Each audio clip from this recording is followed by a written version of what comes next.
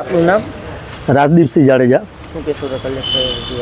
આજે રાજકોટ શહેર કોંગ્રેસ પ્રમુખ અતુલભાઈ રાજાણીની આગેવાનીમાં જે ટીઆરપી ગેમ ઝોનની ઘટના બની હતી એની અંદર મુખ્ય આરોપી તરીકે સાગઠિયાજીને જે દર્શાવવામાં આવ્યા છે, સાગઠિયાજી રાજકોટ મહાનગરપાલિકાના ટીપીઓ તરીકે જ્યારે કામ કરી રહ્યા છે ત્યારે સમગ્ર રાજકોટની અંદર જે ટીપી સ્કીમો બહાર પડી એ સાગઠિયાજીના નેતૃત્વમાં બહાર પડી છે। એ જ્યારે બીપીએમસી એક્ટ રાજકોટના મહાનગરપાલિકાના એક્ટ મુજબ એ દરખાસ્ત એ પહેલાં સ્ટેન્ડિંગ કમિટીમાં મૂકવામાં આવતી હોય છે રાજકોટ મહાનગરપાલિકામાં, ત્યાંથી પાસ થયા પછી તેને રાજ્ય સરકારમાં દરખાસ્ત કરવામાં આવતી હોય છે।